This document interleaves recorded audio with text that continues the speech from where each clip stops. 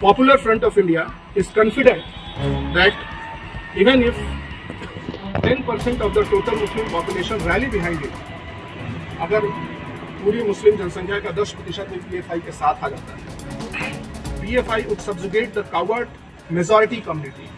उसके बाद PFI जो बहुसंख्यक कमजोर और डरपोक समुदाय है उसको उनके घुटने पे लाएगी and bring back the glory और इनको इस्लाम में दाखिल कराएगी। सुना आपने, बिहार में संदिग्ध आतंकी प्लानिंग को लेकर सबसे बड़ा खुलासा हुआ है और इस खुलासे के बाद से पटना से लेकर दिल्ली तक की तमाम सुरक्षा एजेंसियों के हाथ पांव फूल गए हैं।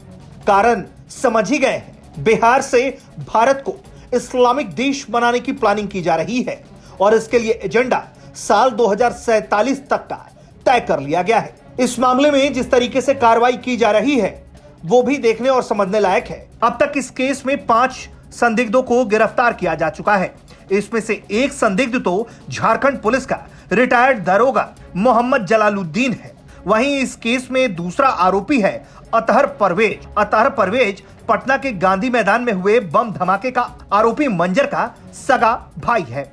पुलिस ने बताया है कि ये संदिग्ध आतंकी पॉपुलर फ्रंट ऑफ इंडिया और social democratic party of India से जुड़े हैं। इन संदिग्ध आतंकियों के पास से PFI का झंडा, बुकलेट, पंपलेट और कई संदिग्ध दस्तावेज बरामद किए गए हैं, जिसमें भारत को 2047 तक इस्लामिक मुल्क बनाने का जिक्र किया गया है।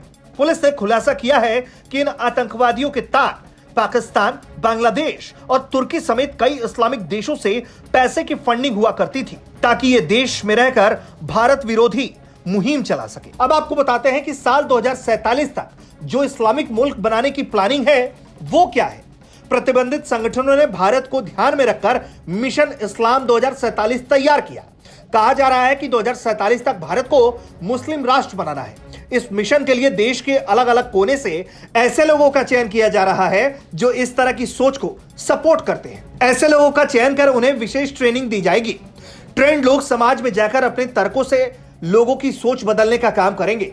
ट्रेनिंग के दौरान 2 समुदायों के बीच विद्वेष फैलाने का काम करने का भी प्लान है। Popular Front of India is confident that even if 10% of the total Muslim population rally behind it, अगर पूरी मुस्लिम जनसंख्या का 10% भी PFI के साथ आ जाता है, PFI would subjugate the coward majority community.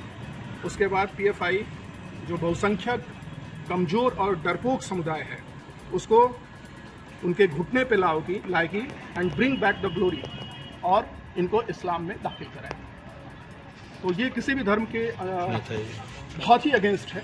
इसकी जितनी भी भर्त्सना एक सामान्य व्यक्ति करे वो बहुत ही कम है।